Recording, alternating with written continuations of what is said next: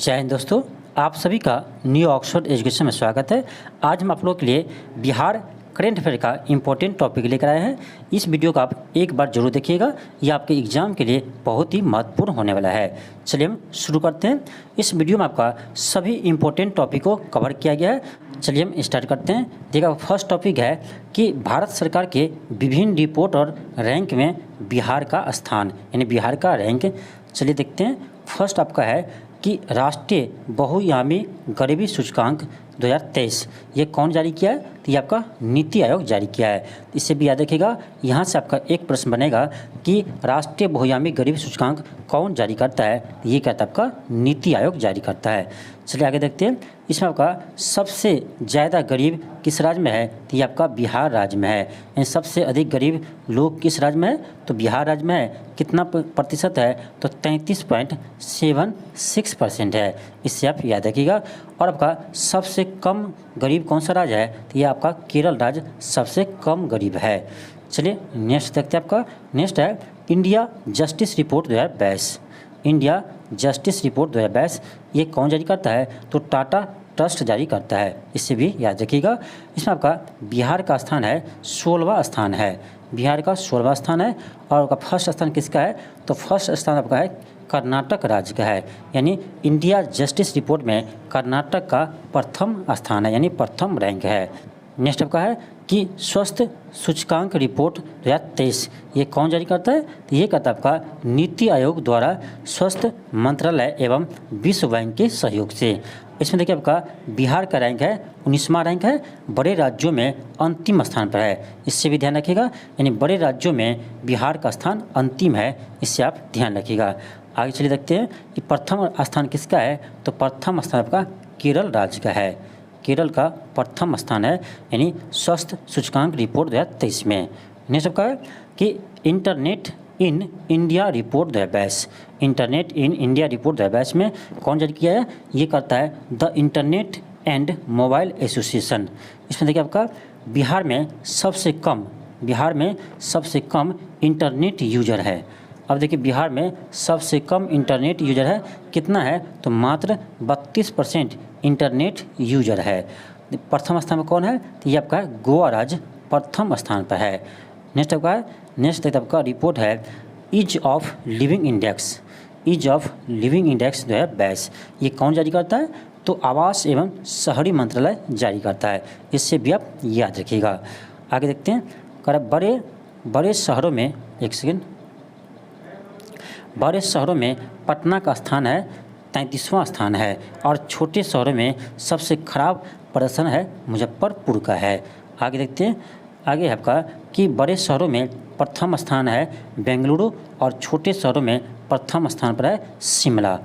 Next आपका है अगला रिपोर्ट आपका है 7वां पब्लिक अफेयर्स इंडेक्स 2022 ये कौन जारी करता है? तो ये करता है आपका पब्लिक अफेयर्स सेंटर। इसमें आपका बिहार का स्थान है 15वां स्थान है। इसमें आपका बिहार का 15वां स्थान है। चलिए देखते हैं फर्स्ट स्थान किसका है? तो प्रथम स्थान आपका हरियाणा का है। इससे भी याद रखिएगा। चलिए आगे देखते हैं। आगे आपका है सामाजिक प्रगति सूचकांक 2022। इसमें ये कौन जारी करता है? तो प्रधानमंत्री की आर्थिक सलाहकार परिषद जारी करता है। इसमें देखिए आपका सामाजिक प्रगति सूचकांक में बिहार का स्थान है 35वां स्थान है। यानी नीचे से दूसरा स्थान है। इससे आप ध्यान रखिएगा। प्रथम स्थान पर कौन है? तो प्रथम स्थान पर आपका पांडुचेरी है। प्रथम स्थान पर पांडुचेरी है। चलिए आगे देखते हैं। आगे आपका है पहला NFSA के लिए राज्य रैंकिंग सूचकांक 2022 ये कौन जारी करता है? ये कहता है आपका खाद्य और सार्वजनिक वितरण मंत्रालय। इसमें देखिए आपका बिहार का स्थान 7वां है। देखिए प्रथम स्थान किसका है? तो प्रथम स्थान आपका उड़ीसा राज्य का है। ये आपका इम्पोर्टेंट है। इससे आप याद रखिएगा। आगे देखते हैं आपका दूसरा निर्यात तत्परता सूचकांक 2021 ये कौन जारी करता है? ये करता है आपका नीति आयोग जारी करता है।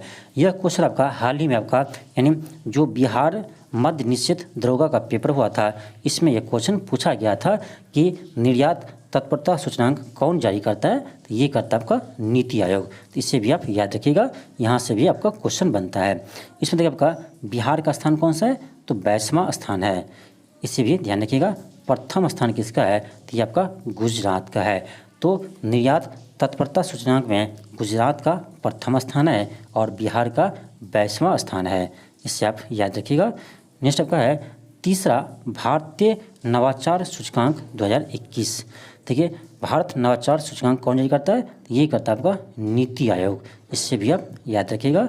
देखिए बिहार का स्थान इसमें आपका 15वां स्थान है, यानी भारत नवाचार सूचकांक में बिहार का 15वां स्थान है और आपका प्रथम स्थान कर्नाटक का है, यानी भारत नवाचार सूचकांक में प्रथम स्थान कर्नाटक का है, इससे आप याद रखिएगा। आगे देखते हैं, आगे आपका है लॉजिस्टिक्स प्रदर्शन सूचकांक। लॉजिस्टिक्स प्रदर्शन सूचकांक कौन जारी करता है, तो वाणिज्य और उद्योग मंत्रालय इसे जारी करता है और इसमें आपका बिहार का 19वां स्थान है, बिहार का 19वां स्थान है और आपका प्रथम स्थान आपका है गुजरात का है, प्रथम स्थान आपका गुजरात का है, इससे भी याद रखिएगा।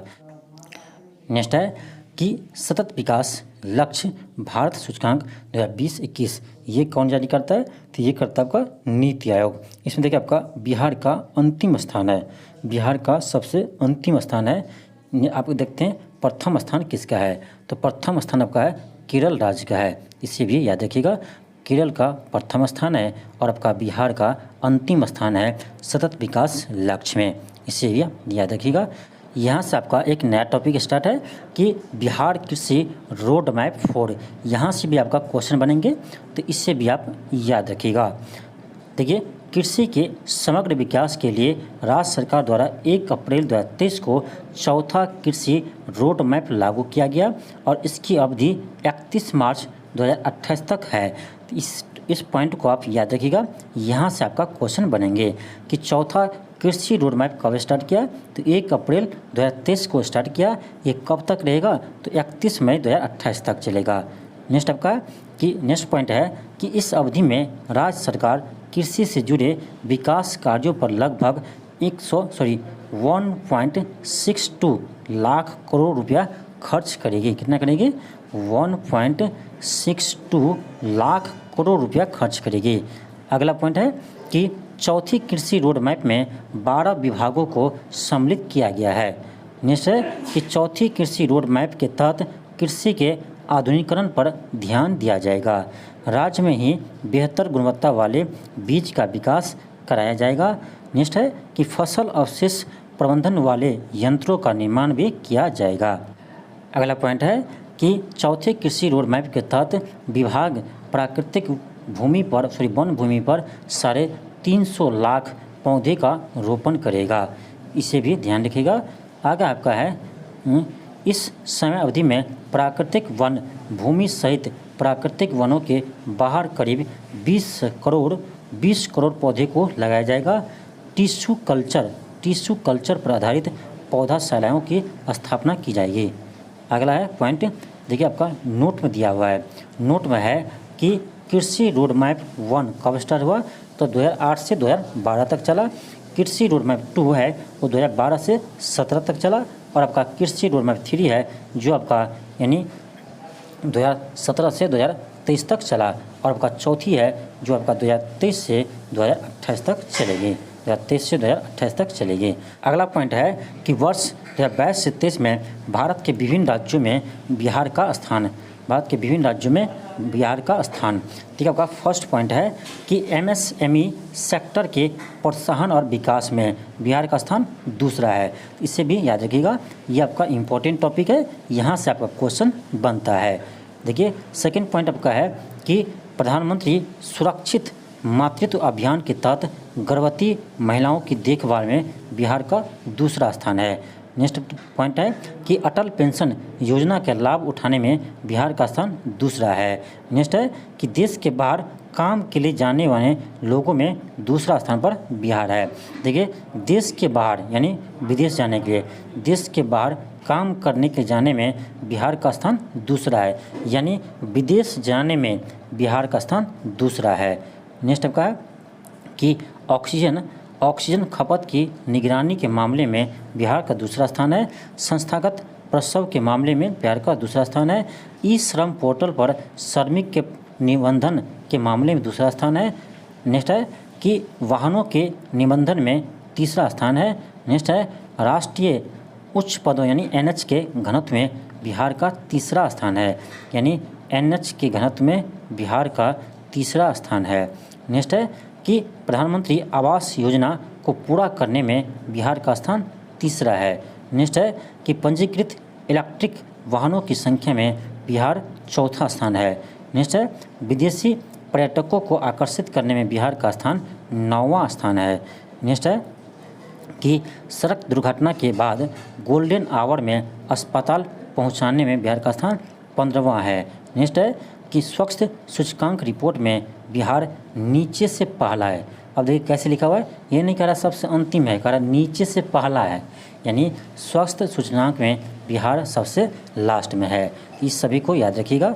चलिए अगला टॉपिक देखते हैं क्या है। अगला टॉपिक आपका है कि दूसरी राष्ट्रीय बहुआयामी गरीबी सूचकांक। चलिए उसको डिटेल्स में देखते हैं। जो आपको हाल ही में राष्ट्रीय बहुआयामी गरीबी सूचकांक जारी किया है नीति आयोग। चलिए इसको देखते हैं। है कि 17 जुलाई 2023 को नीति आयोग ने दूसरी राष्ट्रीय बहुआयामी निर्धनता सूचकांक जारी किया है। कौन जारी करता है? तो नीति आयोग जारी करता है। यहाँ से भी आपका क्वेश्चन बनेगा कि राष्ट्रीय बहुआयामी गरीबी सूचकांक यानी निर्धनता सूचकांक कौन जारी करता है? तो ये करता है आपका यानी नीति आयोग। चलिए आगे देखते हैं। नीति आयोग की रिपोर्ट के अनुसार 2015-16 और 2019-21 के बीच भारत में लगभग 13.5 करोड़ व्यक्ति बहुआयामी गरीबी से बाहर निकले हैं। इस डाटा को याद रखिएगा, कितना? तो 13.5 करोड़ व्यक्ति बहुआयामी गरीबी से बाहर निकले हैं। यहीं से आपका क्वेश्चन बनेगा। आगे देखते हैं। पिछले रिपोर्ट की तुलना में भारत में गरीबी की संख्या में 9.89% की कमी दर्ज की गई है। आगे देखते हैं। वर्ष 2015-16 और 19-21 के बीच बहुआयामी गरीबी वाले व्यक्तियों की संख्या में 24.85% से घटकर 14.96% हो गया है। 14.96% हो गई है। नेक्स्ट आपका है, नेक्स्ट पॉइंट है कि ग्रामीण क्षेत्रों में गरीबी 32.59% से घटकर 19.28% हो गई है। यानी अभी आपका ग्रामीण क्षेत्र में आपका 19.28% गरीबी है। नेक्स्ट है शहरी क्षेत्रों में 6.85 से घटकर 5.27% हो गया है। इससे भी याद रखिएगा, यानी आपका शहरी क्षेत्र में गरीबी सूचकांक कितना है, गरीबी कितना है? तो 5.27% है और आपका ग्रामीण क्षेत्र में 19.28% है। अगला पॉइंट है कि इस सूचकांक के अनुसार सबसे ज़्यादा बिहार की 33.76% आबादी बहुआयामी गरीब है। यानी बहुआयामी गरीबी सूचकांक के अनुसार सबसे अधिक गरीब आपका बिहार में है 33.76%। इस डाटा को आप याद रखिएगा। अगला पॉइंट है कि भारत में सबसे ज़्यादा गरीबी संख्या में गिरावट उत्तर प्रदेश में दर्ज की गई है। यानी भारत में सबसे अधिक गरीबों की संख्या में गिरावट कहाँ आई है? तो उत्तर प्रदेश राज्य में आई है। इसके बाद आपका बिहार का स्थान आता है। बिहार में 18.13% की कमी दर्ज की है गरीबी में। यानी बिहार में कितना परसेंट गरीबी कम हुआ है? तो 18.13% गरीबी में कमी हुई है। फिर भी बिहार में सबसे अधिक गरीबी है। नेक्स्ट है कि बिहार में पूर्वी चंपारण गरीबी से उबरने में सबसे अग्रणी जिला है। क्वेश्चन क्या है? देखिए यहाँ पर कह रहा है बिहार में पूर्वी चंपारण गरीबी से उबरने में सबसे अग्रणी जिला है। यानी गरीबी से बाहर आने में सबसे अग्रणी जिला आपका पूर्वी चंपारण है। इस पॉइंट को भी याद रखिएगा। चलिए आगे देखते हैं। आगे है कि MPI के 3 आयामों पर मूल्यांकन किया जाता है। स्वास्थ्य, शिक्षा और जीवन स्तर, जो पोषण, स्कूल उपस्थिति, स्कूल शिक्षा के वर्ष, पेयजल, स्वच्छता, आवास, बैंक खाते जैसे 12 संकेतों द्वारा प्रदर्शित किए जाते हैं। अगला टॉपिक आपका है कि स्वच्छता सर्वेक्षण 2022 में बिहार जारी कौन किया है? तो ये करता है आपका केंद्रीय आवास एवं शहरी मंत्रालय। देखिए चलिए देखते हैं। फर्स्ट पॉइंट आपका है कि 10 लाख से अधिक आबादी वाले 45 शहरों में पटना का स्थान कौन सा है? तो 38वां स्थान है स्वच्छता में आपका। नेक्स्ट है कि 100 से अधिक नगर निकाय वाले में बिहार का स्थान 11वां स्थान है। नेक्स्ट है कि बिहार के सभी नगर निकायों में पटना को पहला स्थान प्राप्त हुआ है। अगला पॉइंट है कि बिहार के गंगा किनारे वाले 1 से 10 लाख आबादी वाले शहरों की सूची में प्रथम स्थान पर मुंगेर है।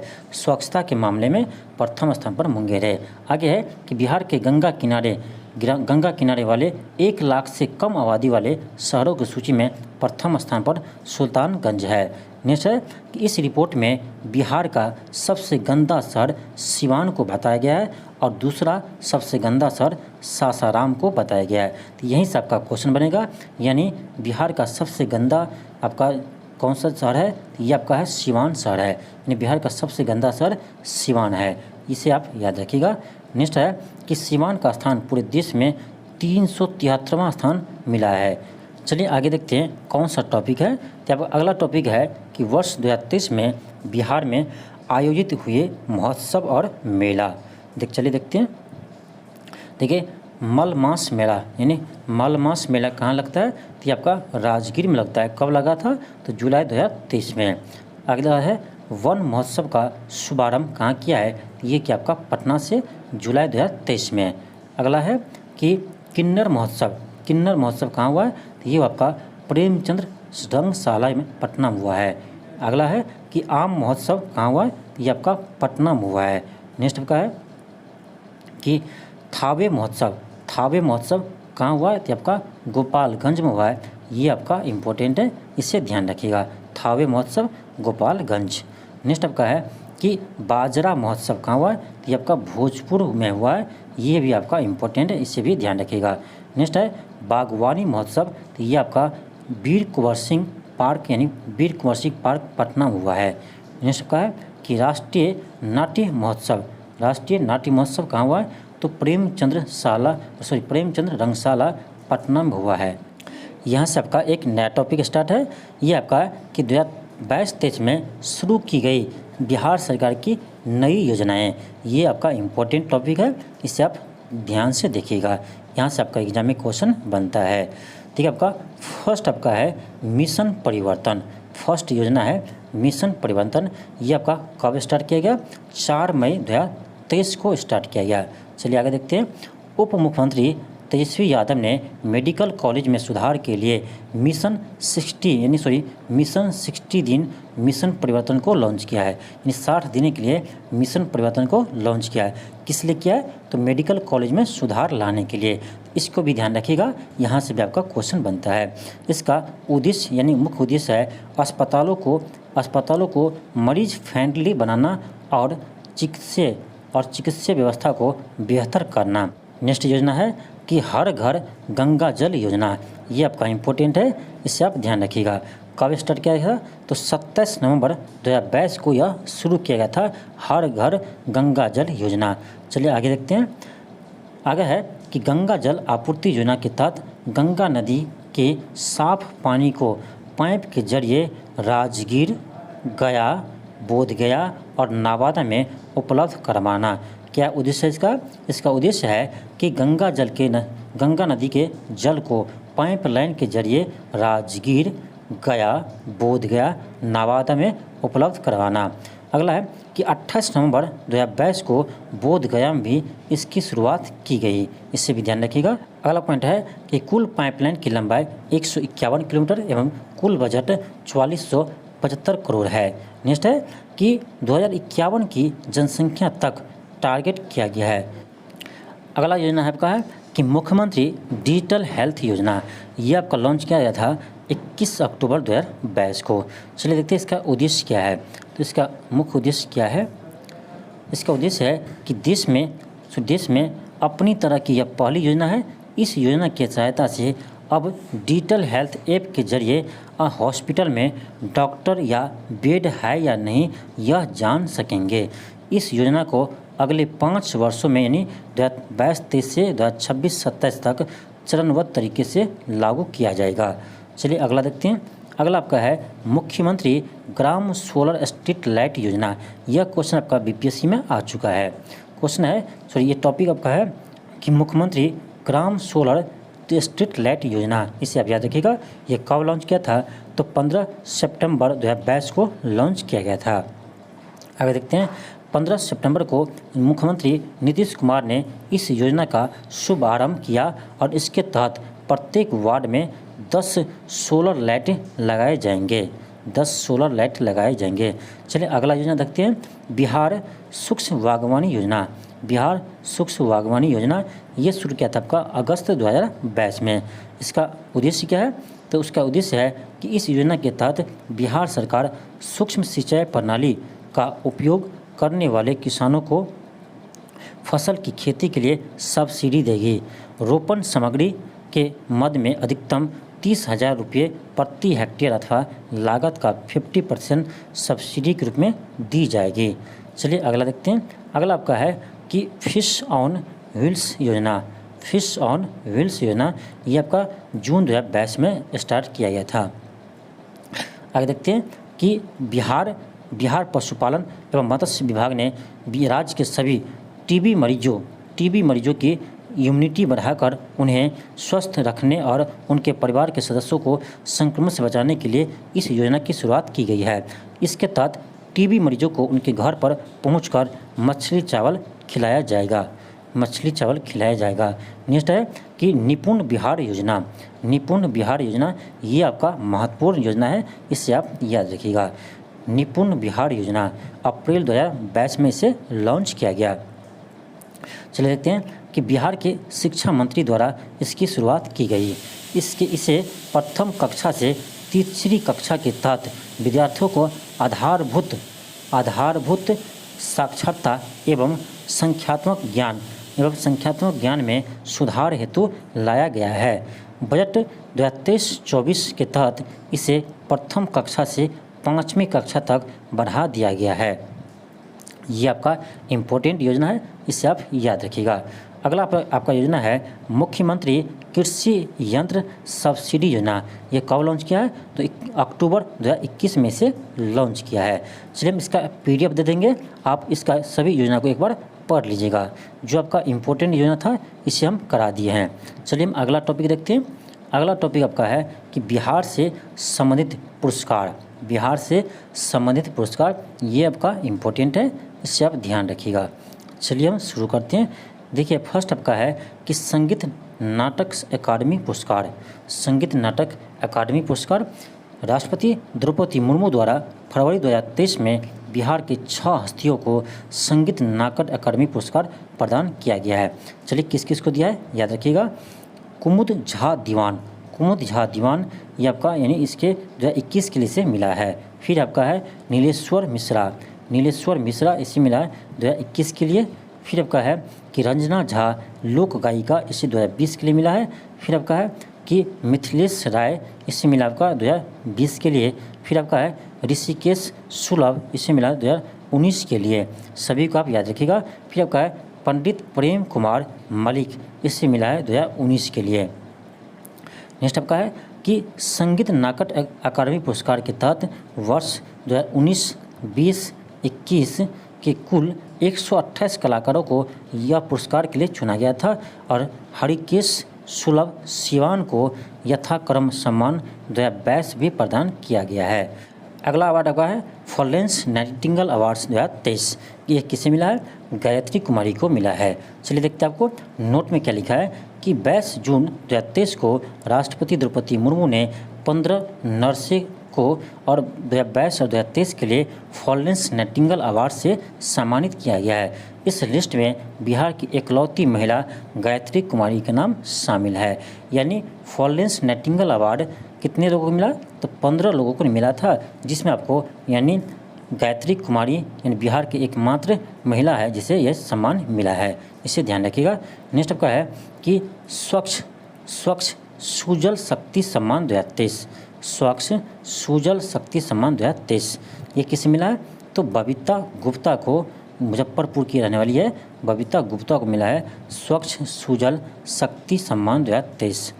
नोट में है कि राष्ट्रपति द्रौपदी मुर्मू ने बबीता गुप्ता को यह पुरस्कार स्वच्छ भारत मिशन, ग्रामीण जल मिशन एवं नेशनल वाटर मिशन योजनाओं में उल्लेखनीय कार्य हेतु यह प्रदान किया है। किसे दिया है? याद रखिएगा, बबीता गुप्ता को दिया है स्वच्छ सुजल शक्ति सम्मान 2023।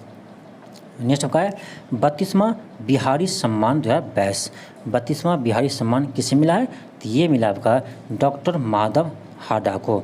डॉक्टर माधव हाडा को किस पुस्तक के लिए? इसका पुस्तक यानी रंगमंच चोला पहर सखीरी, रंगमंच चोला पहर सखीरी, इस पुस्तक के लिए मिला है बिहारी सम्मान डॉक्टर माधव हाडा को। चलिए आगे देखते हैं। 31वां बिहारी पुरस्कार मधु कांकरिया को मिला था। हम कहाँ थे? किस पुस्तक के लिए? हम कहाँ थे। अगला पॉइंट है कि बिहारी पुरस्कार के बिरला फाउंडेशन के द्वारा दिया जाता है। यानी बिहारी पुरस्कार कौन देता है? तो के बिरला फाउंडेशन देता है। नेक्स्ट आपका है कि 32वां एवं 33वां दोनों बिहारी पुरस्कार का वितरण नवंबर 2022 में किया गया। चलिए आगे देखते हैं। आपका नेक्स्ट है कि अटल काव्य रत्न अवार्ड 2022। अटल काव्य रत्न अवार्ड 2022 ये किसे मिला है? तो हिमकर श्याम यानी सारण के रहने वाले ये हिमकर श्याम को मिला है। साहित्य के क्षेत्र में उत्कृष्ट योगदान के लिए दिया जाता है और इसकी बहुत चर्चित पुस्तक है युद्धरत हूँ मैं, इसके लिए से मिला है अटल काव्य रत्न पुरस्कार 2022। चलिए आगे देखते हैं। अगला आपका है उस्ताद बिस्मिल्लाह खां युवा पुरस्कार। उस्ताद बिस्मिल्लाह खां युवा पुरस्कार ये किसे मिला है? तो मैथिली ठाकुर को मिला है। ये कहाँ का रहने वाली है? ये आपका मधुबनी के रहने वाली है। इसे आप ध्यान रखिएगा, ये आपका बहुत ही चर्चित है आपका आजकल, यहाँ से आपका क्वेश्चन बनता है। आपका एग्जाम हो सकता है यहाँ से क्वेश्चन पूछ दिया जाए है कि उस्ताद बिस्मिल्लाह खां युवा पुरस्कार किसे मिला है? मैथिली ठाकुर को मिला है। नंबर 2022 में मैथिली ठाकुर को बिहार के लोक संगीत में योगदान के लिए 2021 का यह पुरस्कार संगीत नाटक अकादमी के द्वारा दिया गया। चलिए अगला देखते हैं। अगला आपका है कि विश्व साहित्य शिक्षक पुरस्कार 2022 किसे मिला है? प्रोफेसर अरुण कुमार झा। ये कहाँ के? तो मधुबनी के रहने वाले हैं। अगला अवार्ड है आपका कि साहित्य अकादमी बाल साहित्य पुरस्कार 2023। देखिए आपका 2023 में मैथिली भाषा के लिए मिला है अक्षय आनंद सन्नी जो मधुबनी के रहने वाले हैं। इसका कविता संग्रह का नाम क्या है? ओल कतरा झोल कतरा। ओल कतरा झोल कतरा के लिए मिला है अक्षय आनंद सन्नी को। नेक्स्ट है कि 2022 में यह अवार्ड किससे मिला है? उर्दू भाषा के लिए मिला है जाफ़र कमाली को। जाफ़र कमाली को इसका कविता संग्रह है हौसले की उड़ान। नेक्स्ट है कि मैथिली भाषा के लिए मिला है डॉक्टर वीरेंद्र झा को जो आपके मधुबनी के रहने वाले हैं। इसके कहानी संग्रह है कि उड़न छू। किसके लिए मिला है? उड़न छू के लिए। अगला अवार्ड है कि राष्ट्रीय शिक्षक पुरस्कार 2022 किसे मिला है? सौरभ कुमार को मिला है जो आपका यानी सुपौल के शिक्षक है। किस स्कूल का? Lakshmi Narayan project girls high school Triveniganj. और अगला है कि निशी कुमारी है महादेव उच्च माध्यमिक विद्यालय खुसुरपुर पटना की शिक्षिका है। नोट 5 सितंबर 2022 को शिक्षक दिवस के अवसर पर राष्ट्रपति द्रौपदी मुर्मू ने विज्ञान भवन नई दिल्ली में बिहार के 2 शिक्षक को राष्ट्रीय शिक्षक पुरस्कार 2022 से सम्मानित किया गया। अगला टॉपिक आपका है साहित्य अकादमी पुरस्कार 2022। मैथिली भाषा के लिए किसे मिला है? तो अजीत आज़ाद को मिला है जो मधुबनी के रहने वाले हैं। इसका पुस्तक का नाम है पेन ड्राइव में पृथ्वी, इसके लिए मिला है। नेक्स्ट है हिंदी भाषा के लिए, तो हिंदी भाषा के लिए आपको बद्री नारायण को मिला है जो भोजपुर जिले के हैं। इसका कविता संग्रह का नाम है तुमरी के शब्द। नोट 2021 में मैथिली भाषा के लिए साहित्य अकादमी पुरस्कार जगदीश प्रसाद मंडल को पंगु उपन्यास के लिए दिया गया था, इसे भी ध्यान रखिएगा। नेक्स्ट है कि साहित्य अकादमी अनुवाद पुरस्कार 2022 मैथिली भाषा में मिला है डॉक्टर रत्नेश्वर मिश्र को। और साहित्य अकादमी युवा पुरस्कार 2022 किसे मिला है? ये मिला आपका नवकृष्ण एहक को। नेक्स्ट आपका है कि साहित्य अकादमी भाषा सम्मान 2022 किसे मिला है? मैथिली भाषा में मिला है डॉक्टर उदयनाथ झा को। यहाँ से आपका अगला टॉपिक है कि बिहार सरकार के आगामी लक्ष्य। ये आपका इम्पोर्टेंट टॉपिक है, इसे आप जरूर ध्यान रखिएगा। यहाँ से भी आपका क्वेश्चन बनने का चांस रहता है। देखिए आपका फर्स्ट है कि बिहार वन विभाग एवं मनरेगा के तहत 3 करोड़ पौधे रोपण का लक्ष्य है। तो ये लक्ष्य रखा था 2023-24 का लक्ष्य है। नेक्स्ट आपका है कि बिहार का GDP 2.24% की वृद्धि करने का लक्ष्य है। ये आपका 2023-24 में का लक्ष्य है। 2023-24 में ये लक्ष्य रखा है। नेक्स्ट आपका है कि राजगीर और बोधगया को 24 घंटे सौर ऊर्जा से बिजली की आपूर्ति करने का लक्ष्य रखा है। कब तक? 2023 तक। नेक्स्ट है कि बिजली खपत का 10% सौर ऊर्जा से प्राप्त करने का लक्ष्य रखा है 2023 तक।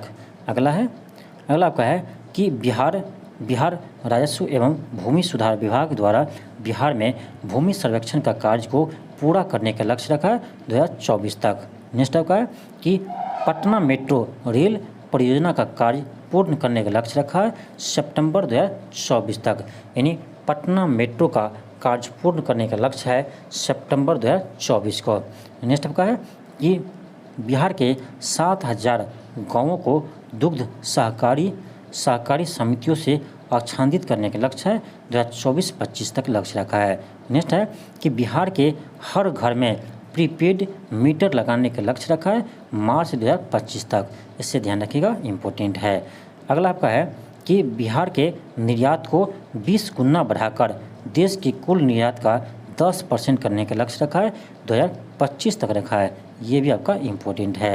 नेक्स्ट आपका है कि आत्मनिर्भर बिहार के साथ निश्चय योजना 2 के 7 लक्ष्यों को पूरा करने की समय सीमा रखा है 2025 तक रखा है। इससे भी ध्यान दीजिएगा, इम्पोर्टेंट है।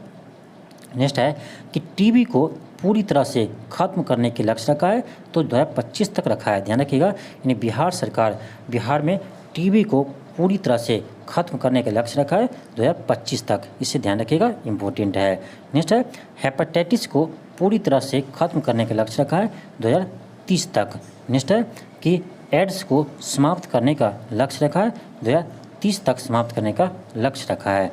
नेक्स्ट है कि सौर ऊर्जा से लगभग 20% बिजली पाने का लक्ष्य रखा है 2030 तक।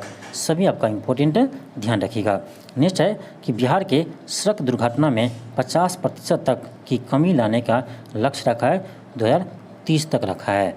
नेक्स्ट आपका है कि 100% यानी 100% साक्षरता प्राप्त करने का लक्ष्य रखा है 2030 तक। ये भी आपका इम्पोर्टेंट है, यानी बिहार में 100% साक्षरता प्राप्त करने का लक्ष्य रखा है 2030 तक। नेक्स्ट आपका है कि उच्च शिक्षा के लिए 50% सकल नामांकन अनुपात हासिल करने का लक्ष्य रखा है 2035 तक। इससे भी ध्यान रखिएगा, इम्पोर्टेंट है। नेक्स्ट आपका है कि बिहार सरकार शून्य कार्बन उत्सर्जन का लक्ष्य हासिल करने का लक्ष्य रखा है, तो ये रखा आपका 2040 तक। ये तो और भी इम्पोर्टेंट क्वेश्चन है, इससे आप याद रखिएगा, यहाँ से आपका क्वेश्चन बनने का चांस अधिक है। तो बिहार सरकार शून्य कार्बन उत्सर्जन का लक्ष्य रखा है 2040 तक, इससे ध्यान रखिएगा। चलिए आगे देखते हैं अगला टॉपिक कौन सा है। अगला टॉपिक आपका कौन सा है? आपका अगला है कि बिहार में विभिन्न महत्वपूर्ण पदों पर नियुक्त व्यक्ति। चलिए इसे भी देख लेते हैं, यहाँ से भी आपका क्वेश्चन बनने का चांस है। बिहार का राज्यपाल अभी कौन है? ये आपका है राजेंद्र विश्वनाथ अलंकर। इससे ध्यान रखिएगा, यानी यह क्वेश्चन आपका फिलहाल ही आपका हाल ही में जो एग्जाम हुआ है, यानी बिहार मद्य निषेध दरोगा का, इसमें क्वेश्चन पूछा गया था कि बिहार के वर्तमान राज्यपाल कौन है, तो राजेंद्र विश्वनाथ अलंकर है। इसे ध्यान रखिएगा। मुख्यमंत्री कौन है? नीतीश कुमार है, आपको पता ही होगा। और उप मुख्यमंत्री कौन है? तेजस्वी यादव है, ये भी आपको पता होगा। ठीक, नेक्स्ट है कि मुख्य न्यायाधीश कौन है? तो मुख्य न्यायाधीश आपका है न्यायमूर्ति के विनोद चंद्रन। इसे ध्यान रखिएगा, ये आपका इम्पोर्टेंट है। बिहार के मुख्य न्यायाधीश कौन है, यानी पटना उच्च न्यायालय के मुख्य न्यायाधीश कौन है? तो ये आपका है न्यायमूर्ति के विनोद चंद्रन है। नेक्स्ट आपका है कि बिहार विधानसभा के अध्यक्ष कौन है? ये आपका है अवध बिहारी चौधरी। नेक्स्ट है बिहार विधानसभा के उपाध्यक्ष कौन है? तो ये आपका है महेश्वरी हजारी। नेक्स्ट आपका है कि बिहार विधानसभा के नेता प्रतिपक्ष कौन है? यानी नेता प्रतिपक्ष कौन है? तो ये आपका है विजय कुमार सिन्हा। इससे भी ध्यान रखिएगा, यहाँ से भी क्वेश्चन पूछे जाते हैं। नेक्स्ट आपका है कि विधान परिषद के सभापति कौन है? ये यानी बिहार विधान परिषद के सभापति कौन है? तो ये आपका है देवेंद्र चंद्र ठाकुर। सभी इम्पोर्टेंट है, सभी को आप याद रखिएगा। नेक्स्ट है कि बिहार विधान परिषद के उप सभापति कौन है? तो ये आपका है रामचंद्र पूर्वे। नेक्स्ट है कि बिहार विधान परिषद के नेता प्रतिपक्ष कौन है, तो ये आपका सम्राट चौधरी है। यानी बिहार विधान परिषद में प्रतिपक्ष का नेता कौन है, तो ये है सम्राट चौधरी। नेक्स्ट है कि मुख्य सचिव कौन है, तो ये आपका आमिर सुबहानी है, आमिर सुबहानी है। नेक्स्ट है कि मुख्यमंत्री के प्रधान सचिव कौन है, तो ये है डॉक्टर एस सिद्धार्थ है। नेक्स्ट है कि बिहार के महाधिवक्ता कौन है, तो ये है पीके शाही है। इससे भी ध्यान रखिएगा, इम्पोर्टेंट है। नेक्स्ट है कि बिहार के पुलिस महानिदेशक यानी डीजीपी कौन है, तो ये है राजविंदर सिंह भट्टी। कौन है, राजविंदर सिंह भट्टी है। नेक्स्ट आपका है कि बिहार राज्य के मुख्य निर्वाचन अधिकारी कौन है, तो ये आपका है HR श्रीनिवास है। इसे आप याद रखिएगा। नेक्स्ट है बिहार राज्य के मुख्य सूचना आयुक्त कौन है, तो ये है नरेंद्र कुमार सिन्हा, नरेंद्र कुमार सिन्हा है। नेक्स्ट आपका है कि बिहार राज्य के अन्य सूचना आयुक्त कौन है, ये आपका है तिरुपुरारी शरण एवं फूलचंद चौधरी, फूलचंद चौधरी है। नेक्स्ट आपका है कि बिहार के लोकायुक्त कौन है, तो ये है न्यायमूर्ति श्याम किशोर शर्मा है। नेक्स्ट आपका है कि बिहार के महालेखाकार कौन है, तो ये है विशाल वंसल है। नेक्स्ट है कि बिहार लोक सेवा आयोग के अध्यक्ष कौन है, तो ये आपका अतुल प्रसाद है। ये तो आपको सबको मालूम होगा। नेक्स्ट है कि बिहार राज्य मानवाधिकार आयोग के अध्यक्ष कौन है, तो ये आपका विनोद कुमार सिन्हा है। नेक्स्ट है बिहार राज्य पिछड़ा वर्ग आयोग के अध्यक्ष कौन है, तो ये आपका संजय कुमार है। नेक्स्ट है बिहार राज्य अनुसूचित जनजाति आयोग के अध्यक्ष कौन है, तो ये आपका है शंभू कुमार सुमन है। नेक्स्ट है कि बिहार विधानसभा के लोक लेखा समिति के अध्यक्ष कौन है, तो ये आपका है तारकिशोर प्रसाद है। नेक्स्ट है बिहार इंजीनियरिंग विश्वविद्यालय के पहले कुलपति कौन है, तो ये आपका प्रोफेसर सुरेश कांत शर्मा है। नेक्स्ट है कि बिहार स्वास्थ्य विज्ञान विश्वविद्यालय के पहले कुलपति कौन है, तो ये आपका डॉक्टर सुरेंद्र नाथ सिन्हा है, डॉक्टर सुरेंद्र नाथ सिन्हा है। तो ये था आपका बिहार करेंट अफेयर से महत्वपूर्ण टॉपिक, जहाँ से आपका यानी क्वेश्चन पूछे जाएंगे। तो जो महत्वपूर्ण टॉपिक था इसे हम करवा दिए हैं। आपको हम अगले वीडियो में आपका यानी जो आपका बिहार वन सर्वेक्षण रिपोर्ट जो 2021 का है, इससे संबंधित प्रश्न को लेकर आएंगे। और जो आपका है यानी बिहार जनगणना 2011 है, इससे लेकर आपका क्वेश्चन लेकर आएंगे। यानी आपका 2 टॉपिक, एक आपका है कि बिहार वन सर्वेक्षण 2021, इससे संबंधित प्रश्न लेकर आएंगे, और आपका है बिहार जनगणना 2011 से संबंधित प्रश्न को लेकर आएंगे। तो आज के लिए इतना ही। थैंक यू, धन्यवाद। मिलते हैं आपको नेक्स्ट वीडियो में।